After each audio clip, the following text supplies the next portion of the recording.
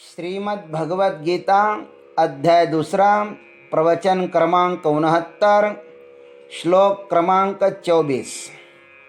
ओम त्र्यंबकं यजामहे सुगंधिं पुष्टिवर्धनम् उर्वारुकमिव बन्धनान् मृत्योर्मुक्षीयमामृतात् समस्तजनकल्याणे निरतं करुणामयम् नमामि चिन्मयं देवं सद्गुरुं ब्रह्मविद्वरं वसुदेवसुतं देवं कंसचानूरमर्दनं देवकी परमानन्दं कृष्णं वन्दे जगद्गुरुम्। ओम तत्सत्। भगवान श्री कृष्ण परमात्मा अर्जुन को आत्म तत्व के विषय में कह रहे हैं और पिछले श्लोक में उन्होंने कहा कि नैनम छिन्दन्ति शस्त्राणि नैनम दहति पावकः न चैनम क्लेदयन्त्यापः न शोषयति मारुतः। तो अर्जुन कहते कि हे प्रभु, अन्यान्य शस्त्रास्त्रों से उसकी मृत्यु नहीं होगी, यह हमें मान्य है। तो क्या फिर स्वयं से ही उसकी स्वयं मृत्यु हो जाएगी?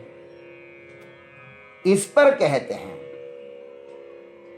अच्छद्योयमदाह्योऽयम् अक्लेद्यो शोष्य एव च नित्यः सर्वगतः स्थाणुः अचलोऽयं सनातनः।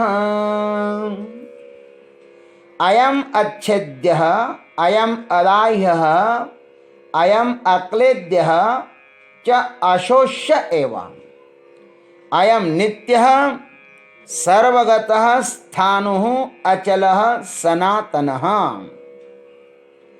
यह शरीरी आत्मा काटा नहीं जा सकता, यह जलाया भी नहीं जा सकता, यह गिला भी नहीं किया जा सकता और यह सुखाया भी नहीं जा सकता। कारण कि यह नित्य है, सब में परिपूर्ण है, स्थिर है, अचल है और अनादि है। भगवान अर्जुन के प्रश्न का मानो उत्तर दे रहे हैं कि हे अर्जुन, इंद्रियातीत वस्तु का सर्वसाधारण जिज्ञासु को भी अति सुगमता से बोध होवे, इसलिए वासुदेव पुनः पुनः दूसरे शब्दों से उस आत्म तत्व का निरूपण करते हैं। वे कहते हैं कि वस्तु दुर्बोध भले ही होवे, किंतु उसका अनुभव किया जा सकता है। अनुभव करने का हमारे पास एकमात्र साधन है यह इंद्रिया। इन्हीं के द्वारा उस तत्व तक पहुंचा जा सकता है। संसार का अनुभव हम इन पंच ज्ञानेंद्रियों से ही करते हैं। संसार का इंद्रियों के द्वारा अनुभव करते वक्त हम तन्मय हो जाते हैं। सुंदर वस्तु दिखाई दे तो हम तन्मय होकर अपने को खो बैठते हैं। उसका अभिप्राय यही है कि इंद्रियां माध्यम हो सकती है आत्म तत्वों को जानने के लिए। इसके लिए इंद्रियों की दिशा को बदलना अनिवार्य होगा। उनकी सामर्थ्य का सद्विवेक से उपयोग करना होगा। इंद्रियां माध्यम हो सकती है। यह परमात्मा कैसा है? अयम अच्छेद्यः। भगवान कहते हैं कि अच्छेद्यः, वह काटा नहीं जा सकता। यह प्रभु के कहने का एक संकेत है। अब साधक को खोजना है अपने इस संप्राप्त शरीर में कि वह क्या है, कैसा है, कहाँ है। सर्वप्रथम जो हमारे पास मौजूद है उसी शरीर में हमें उस अच्छेद्य को खोजना है। देखे कि यह पांच भौतिक शरीर तो काटा जाता है और मन, बुद्धि, चित्त, अहंकार वृत्ति को भी हम परिवर्तनशील अनुभव करते हैं। ये सभी क्षण क्षण में बनते बिगड़ते हुए प्रतीत हो रहे हैं। मन बड़ा ही अस्थिर प्रतीत होता है। वह जिन जिन विचारों को उपस्थित करता है, हमारे समक्ष हम भी तन्मय होकर तद अनुरूप ही तत्क्षण सुख दुख अनुभव करते हैं। फिर भीतर से ही कोई विचार धक्का देता है हमें और इन काल्पनिक संकल्पनाओं से हमें हटाकर अन्यान्य कर्मों में लगा देता है। यह हम सबका अनुभव है। वे समस्त विचार स्मृति पटल पर से साफ हो जाते हैं। मन फिर अन्यान्य विचारों में दौड़ता रहता है। सुख दुख में फंसने के बाद फिर भीतर से कोई धक्का देता है। हमें भीतर से धक्का देने वाला जरूर कोई अपरिवर्तनशील तत्व होना चाहिए।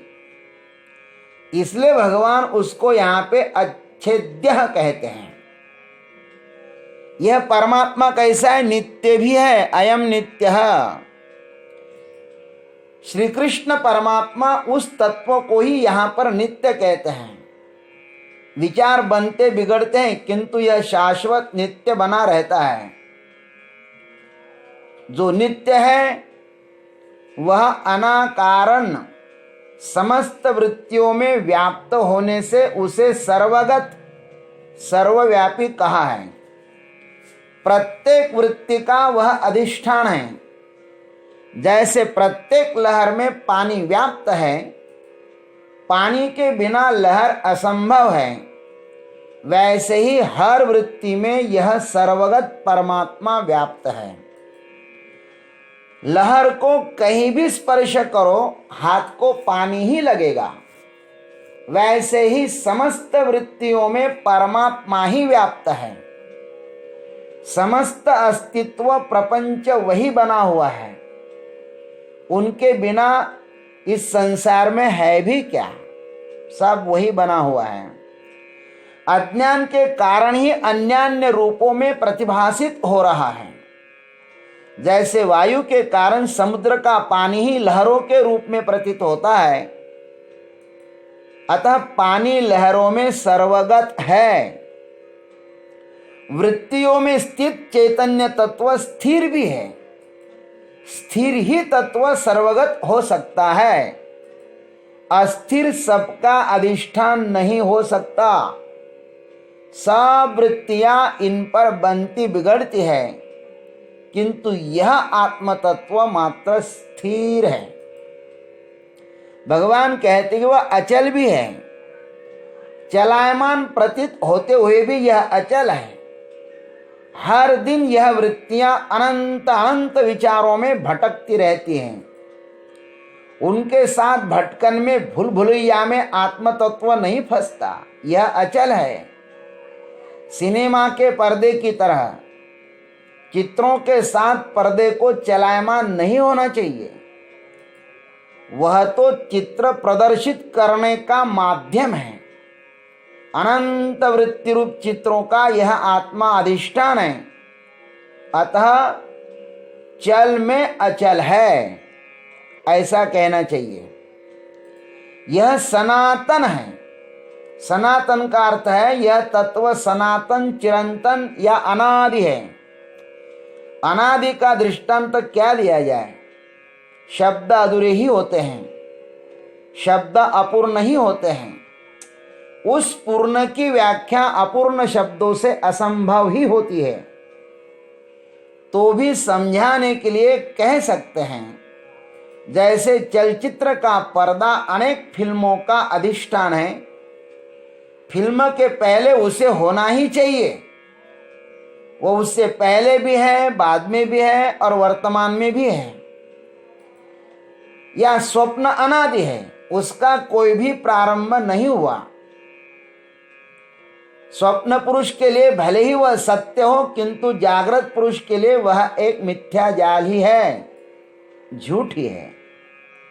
वैसे ही आत्मज्ञानी जागृत पुरुष के लिए यह समस्त प्रपंच एक माया जाल है। नित्य, सर्वगत, स्थिर और अचलता जिस तत्व में है वही सनातन है। इस सनातन तत्व में उपर्युक्त काटने की, जलाने की, गीला करने की तथा सुखाने की क्रिया सर्वथैव असंभव ही है। यह समस्त लक्षण आत्मा में ही घटित होते हैं। अर्जुन को यात्रा करना है उस आत्म तत्व की। वह इस नश्वर शरीर में स्थित होने के कारण ही कृष्ण उसकी भाषा का प्रयोग कर रहे हैं। अर्जुन इस नश्वर शरीर में ही स्थित है, इसलिए जो जहां पर है, जहां हम होते हैं, हमारी यात्रा का शुभारंभ वहीं से होता है। जैसे सिर दर्द होवे तो देखे गौर से कि वह कहां हो रहा है, हमारे सिर में वह दर्द कहां हो रहा है, ढूंढे उस स्थान को। आत्म तत्व का अन्वेषण करने का एक अवसर मिला है। भीतर की यात्रा करिए, खोजिए उसे।